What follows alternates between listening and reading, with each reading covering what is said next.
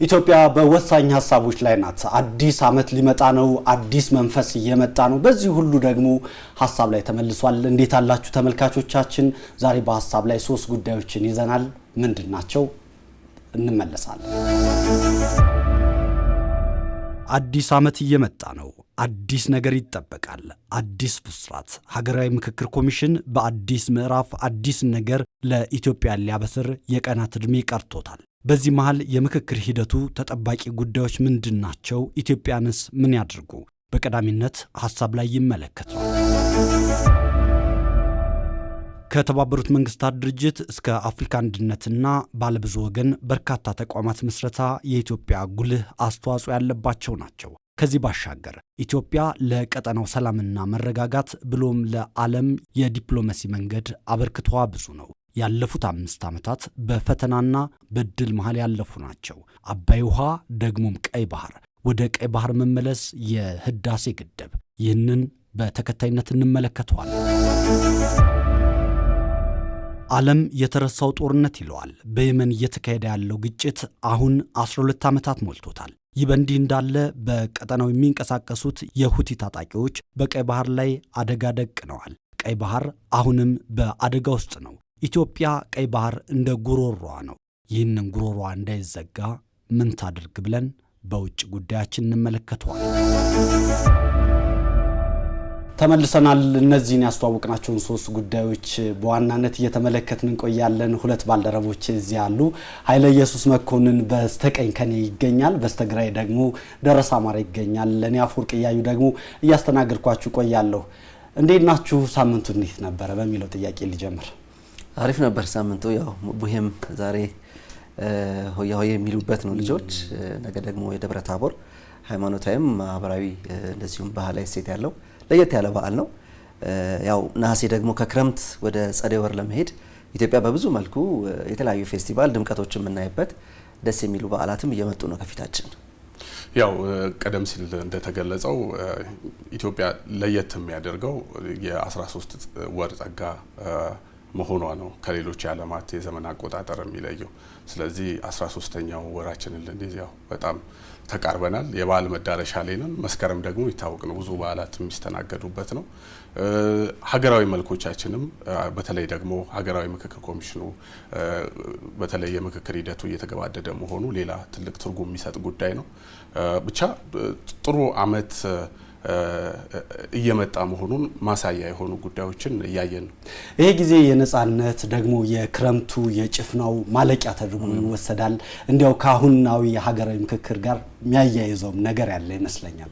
እንግዲህ ጭፍናውን ክረምቱን ከዚህ ከኢትዮጵያ ካለፈችበት የውጣ ውረድ መንገድ ጋር ብንመልሰው አዲስ መስከረም አዲስ የጸደይ ጊዜ እየመጣ ነው።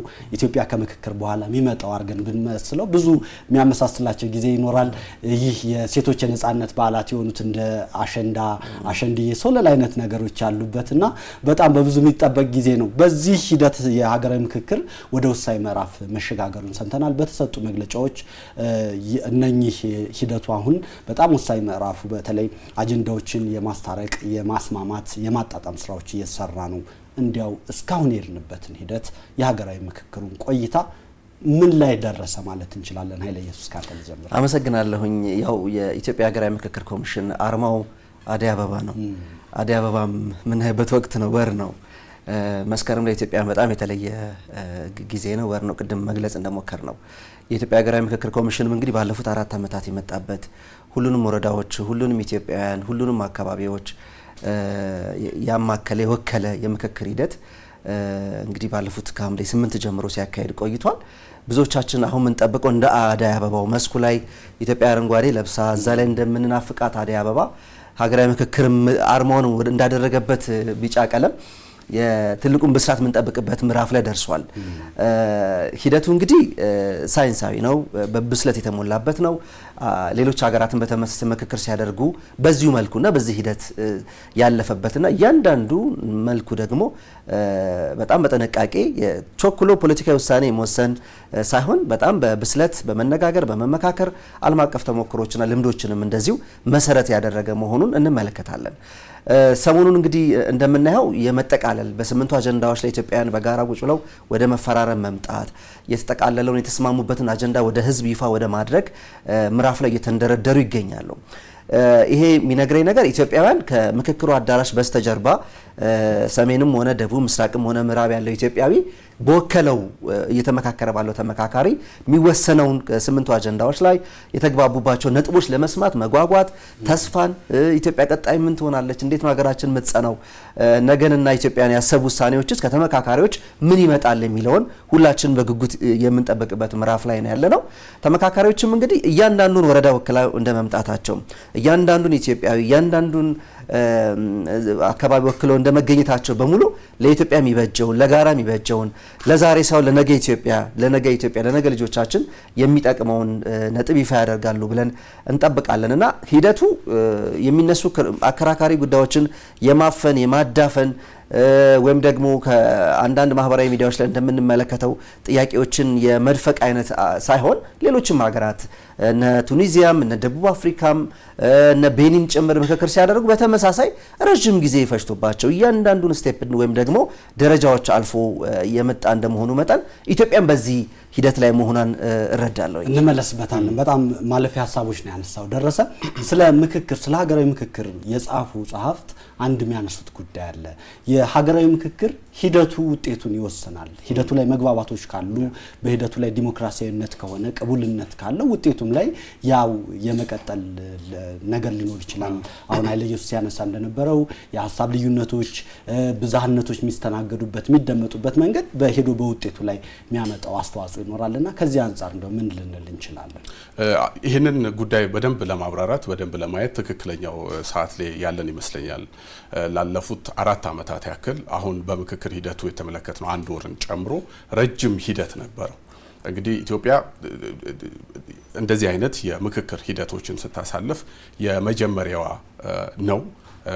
ግን ደግሞ የመጀመሪያዋ ብቻ ሳይሆን ደግሞ ከዚህ ቀደም በጣም ሲያቋስሉን የነበሩ በጣም እንደ ሀገር ያደከሙን የፖለቲካ ልዩነቶች እንደዚሁም የኢኮኖሚ እንዲሁም ደግሞ ጥልቅ የሆኑ የማህበራዊ ስብራቶችን መጠገን የሚችል ሂደት መሆኑ ረጅም ጊዜ እንዲሄድ አንድ ምክንያት የሆነውም ይሄ ምክንያት ነው። ይሄ ጉዳይ ነው። የኢትዮጵያ ብቻ ሳይሆን ዓለም አቀፍ ተሞክሮን ብንመለከት ለምሳሌ የደቡብ አፍሪካው 4 ዓመታትን የወሰደ ሂደት ነው። 2 ምክክሮችን አድርገዋል። የመጀመሪያው ምክክራቸው የነበረው ከአፓርታይድ ስርዓት በኋላ በተለይ የዘር መድሎን ላይ በተመለከተ የተንፈራቀቁ የሆኑ ሀሳቦችን የማስታረቅ ሁኔታዎች የተወሰዱበት ነው። ከዛ በኋላ መልቲ ፓርቲ ሲስተም ውስጥ ደግሞ በተመሳሳይ ፓርቲዎች የተለያዩ እይታ ያላቸው ስለ ሀገራቸው ጉዳይ ቁጭ ብለው የተነጋገሩበት የተወያዩበት ነው ማለት ነው። ኢትዮጵያም ስንመጣ እንግዲህ ባለፈው የታሪክ ሂደታችንን ስንመለከተው በብዙ መልኩ የውይይት ባህላችን አልዳበረም። በዛ ምክንያት ተነጋግረን ችግሮቻችንን እየፈታን አልመጣንም። ስለዚህ ችግሮቻችን እየፈታን ባለመምጣታችን ደግሞ እንደ ሀገር በጣም ብዙ ችግሮችን እንድንጋፈጥ ብዙ መሰናክሎችን እንድናይ እንድንመለከት ምክንያት ሆኖናል። አሁን ከዛ ለመውጣት ነው እየተንደረደርን ያለ ነው። መንደርደር ብቻ ሳይሆን ደግሞ አሁን የመጨረሻው ምዕራፍ ላይ ነው የምንገኘው። የመጨረሻው ምዕራፍ ስንል እንግዲህ ሀገራዊ ምክክሩ የሂደት ምዕራፉን ጨርሶ አሁን ወደ ውጤት የተሸጋገረበት ደረጃ ላይ መሆኑ የተለየ ትርጉም ይሰጠናል ማለት ነው። በጣም ጥሩ ሀሳብ ነው ያነሳው ደረሰ። እነዚህ በሂደቱ ላይ ያሉት መግባባቶች ሄዶ የሀገራዊ መግባባት ውጤት እንዲሆን በሚጠበቀው ደግሞ በወሳኝ ሀገራዊ ጉዳዮች ላይ መግባባት እንደርሳለን።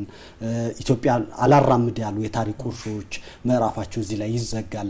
ቢያንስ ደግሞ ለቀጣይ መነጋገርም አዲስ በር እንከፍታለን። መነጋገር ለኛ አዲሳችን ስለሆነ ሚሉ ሀሳቦችን ማንሳት የሚነሱ ናቸው።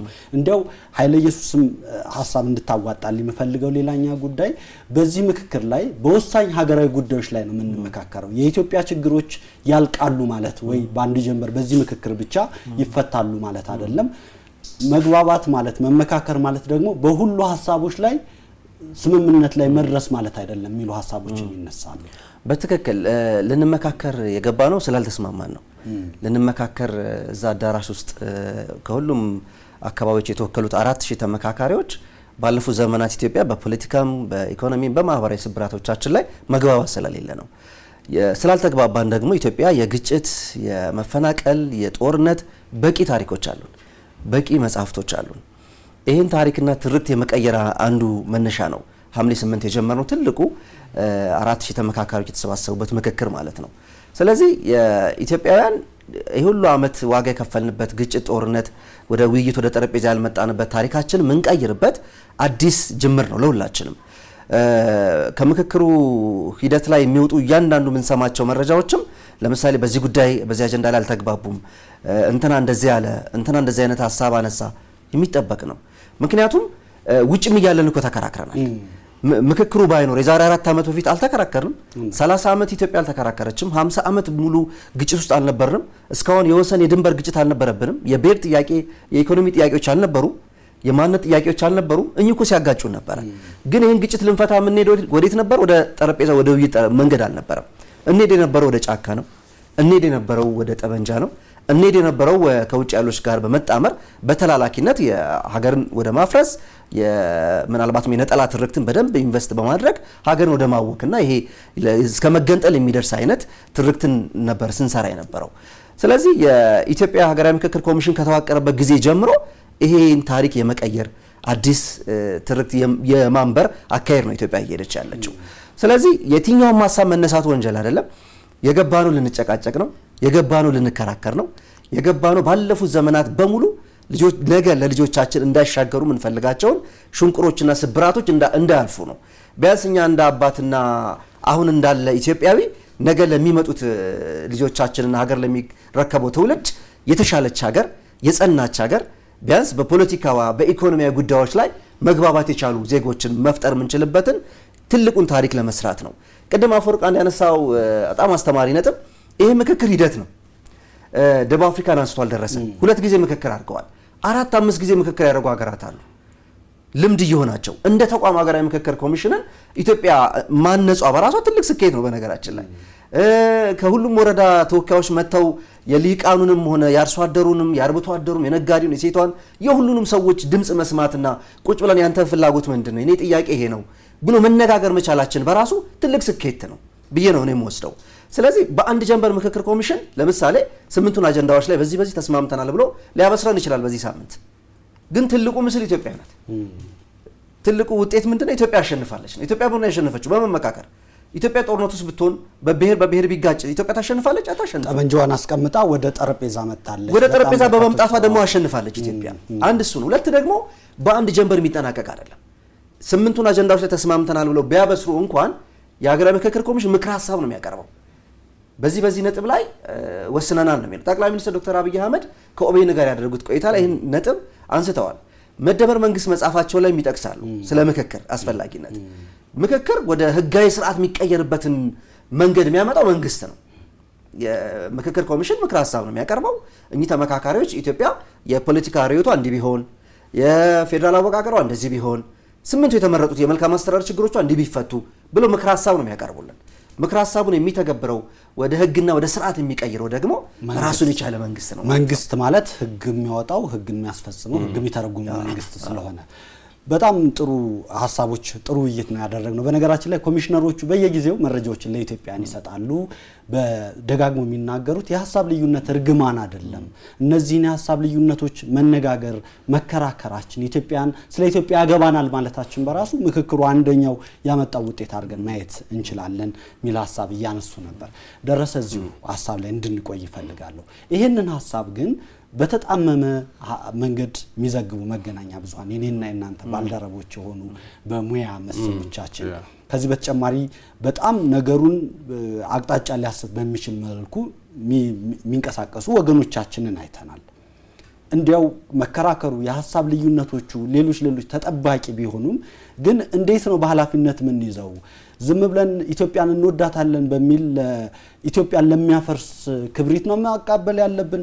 ግን ኢትዮጵያ ታስፈልገናለቻው ብሎ መገንባት ነው ያለብን። እነኚህ ፓራዶክሶች አሉ ይመስለኛል፣ ተቃርኖች አሉ ይመስለኛል። ያው የምክክር ኮሚሽኑ በተደጋጋሚ በሚሰጣቸው መግለጫዎች ላይ ከሚነሱ ጉዳዮች መካከል አንደኛው የተዛቡ መረጃዎች በሚዲያ ባለሙያዎች እንደዚሁም ደግሞ በአንዳንድ ታዋቂ ግለሰቦችም ጭምር እየተሰራጨ እንደሆነ ሲገልጽ ነበር። ለዚህም ደግሞ በአዋጅ በተሰጠው ስልጣን መሰረት እነዚህን አካላት በሕግ ተጠያቂ የማድረግ ስራዎችንም እየሰራ መሆኑንም ይህንንም አጠናክሮ እንደሚቀጥል ገልጿል። ይሄ የእነሱን ተጠያቂ ማድረግ የሱ ስራና ኃላፊነትም ጭምር ስለሆነ ማለት ነው። ያው በአዋጅ የተሰጠው ስልጣን ነው። ግን ከዚህ መለስ ያለው ሁኔታ እንዲህ አይነት የተሳሳቱ መረጃዎችን በማውጣት ህዝብን ለማደናገር የሚደረገውን ጥረት በተመለከተ በሰፊው የኢትዮጵያ ህዝብ አሁን እየተገነዘበው ያለው ይመስለኛል። ስለዚህ ቆም ብሎ ማሰብ ያስፈልጋል። ኢትዮጵያ አሁን በጣም ወሳኝ የሆነ ምዕራፍ ላይ ነው የምትገኘው። ስለዚህ ይህን ሂደት ደግሞ መጠበቅ የኔና ያንተ ድርሻ ብቻ አይደለም የሚሆነው። እዛ ውስጥ እየተሳተፈ የሚገኝ የፖለቲካ ድርጅት ወይንም የፖለቲካ ኃይሎች እንደዚሁም የሲቪክ ማህበረሰብ ድርጅቶች ሌላውም እና በአጠቃላይ መላው ኢትዮጵያውያን ይሄንን ሂደት መጠበቅ አለባቸው። የሚጠብቁት እንዴት ነው ካልን ለተሳሳቱ መረጃዎች ተገዢ ባለመሆን ባለማየት፣ ከዛ ይልቅ ደግሞ የኮሚሽኑን ይፋዊ ድረገጾች አሉ እሱን መመልከት፣ ቦታው ላይ የተመደቡ ራሳቸውን የቻሉ በሀገር ውስጥ በህጋዊ መንገድ እየሰሩ የሚገኙ የመገናኛ ብዙሃን አሉ። ስለዚህ እነዚህ የሚያወጧቸውን መረጃዎች ማየት መከታተል ያስፈልጋል የሚለውን ነገር ማንሳት ነው። በዚህ ሂደት ውስጥ እኔ ትልቅ መዋቅራዊ ጥንካሬ አይቻለሁ ብዬ ማስበው ሁላችንም እንደምናውቀው በዚህ ሀገር ላይ በምክክሩ እየተሳተፉ የሚገኙ የማህበረሰብ ክፍሎች ከተለያየ አካባቢ የመጡ ናቸው። ከውጭ ጭምር። አዎ በትጥቅ ትግል ላይ የነበሩ ሰላማዊ እንቅስቃሴና ሂደትን መርጠው በዚህ የምክክር ሂደት ውስጥ እየተሳተፉ ያሉ ተወካዮች ጭምር ያሉበት ነው። የሲቪክ ማህበረሰብ ድርጅቶች ያሉበት ነው። ብቻ በጣም ብዙ እይታዎች ያሉበት ነው። የተለያዩ ሀሳቦች የሚቀርቡበት ነው። አሁን ከዚህ በፊት የነበረውን ሁኔታችንን ስንመለከት የሀሳብ ብዝሃነትን ተቃርኖን የመሸከም አቅም እኮ ስላልነበረን ነው አይደለ ብዙ ዋጋ ስንከፍል የነበር ነው። አሁን ኢትዮጵያ ወደዛ ተሸጋግራለች። እንዲህ አይነት ልዩነቶችን የሀሳብ ልዩነቶችን አለመግባባቶችን የመሸከም ተቋማዊ ጥንካሬ ያንን ደግሞ የማስተዳደርና የተሻለ የጋራ መግባባት ላይ እንዲደረስ ምቹ ሁኔታ የተፈጠረበት ወቅትና ጊዜ ላይ ነው ያለ ነው። ይሄ ኢትዮጵያውያንን ካላጓጓ ምን ሊያጓጓ እንደሚችል አላቅም። ስለዚህ እንዲህ አይነት ነገሮች አሉ ከፊታችን። ይህንን መጠበቅ እዚህ ላይ ደግሞ በትኩረት መስራት በጣም ያስፈልጋል። በጣም ማለፊያ ቆይታ ነው እያደረግን ያለ ነው።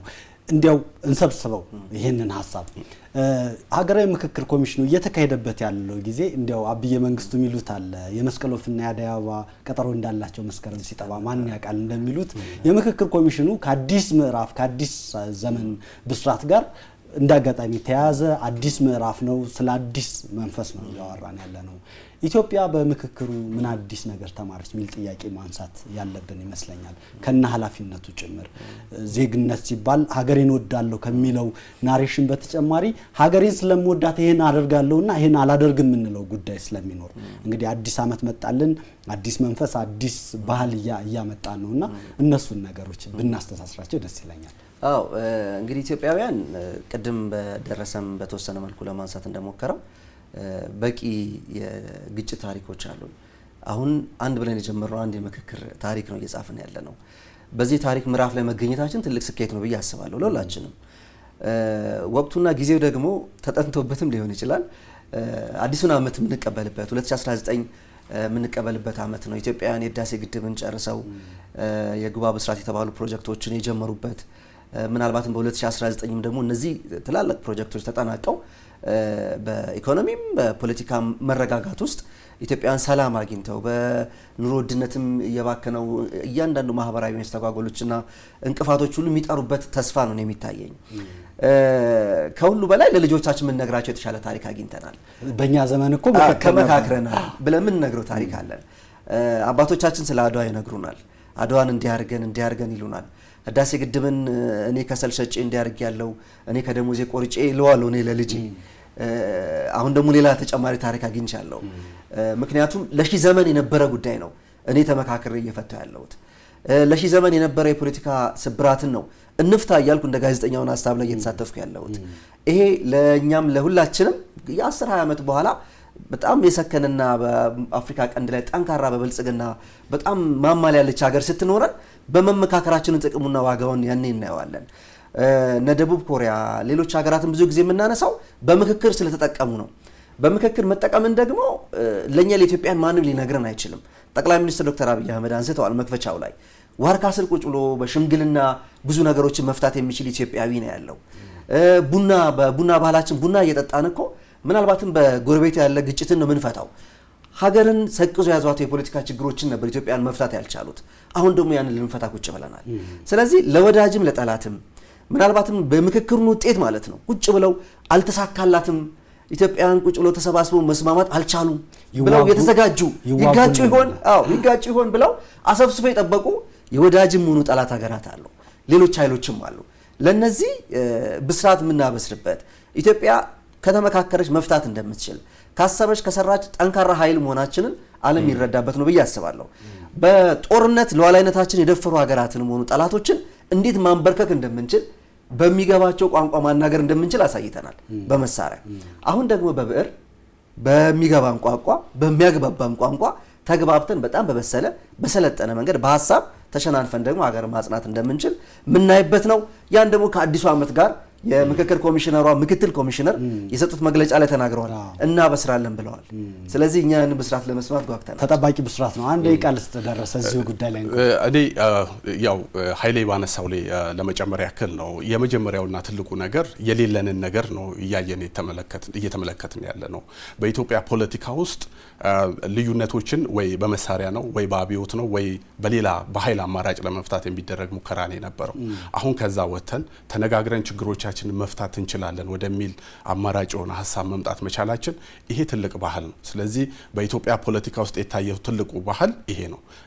ልዩነቶችን፣ አለመግባባቶችን በውይይትና በንግግር የመፍታት ባህል ማዳበራችን ነው። ይህንን ባህል ግን ጠብቀን ከትውልድ ትውልድ ማሸጋገር ይኖርብናል ብዬ አስባለሁ። ሌላኛውና በመጨረሻ ባነሳው ደስ የሚለኝ ጉዳይ ከዚህ ቀደም በምን አይነት መንገድ ነው ይሄር ነው ካልን ወይ ከውጭ ተቀርቶ በሚመጣ የሪዮታ ዓለም መንገድ ነው ወይንም ደግሞ ለችግሮቻችን እንደ መፍትሄ ስንጠቀም የነበር ነው ከውጭ ተቀርቶልን ተሰፍሮልን ተለክቶ የሚሰጠንን ሐሳብና እይታ ነው። ግን አሁን ኢትዮጵያውያን ይሄ አያዋጣም ብለው ወደ ራሳቸው ተመልክተው ከራሳቸው በሚወጣ ሐሳብ ለነገ መጻኢ እድላቸው እየወሰኑ ያለበት ታይም እና ጊዜ መሆኑ ደግሞ የተለየ ትርጉም ይሰጠናል ማለት ነው። ስለዚህ ተቀባይ ሳንሆን አሁን ሰጪ የሆንበትም የሀገራዊ ምክክር ነው ማለት ይቻላል። በጣም ጥሩ ተመልካቾቻችን፣ ኢትዮጵያ ብስራቱን የምትጠብቀው ደግሞ የመስቀል ወፍና የአደይ አበባ ቀጠሮ እንዳላቸው መስከረም ሲጠባ ማን ያውቃል እንዳልነው በመስከረም ጥባት አዲስ ብስራት የምንጠብቅበት ምክክርን ጉዳይ ቀዳሚ ጉዳያችን አድርገናል።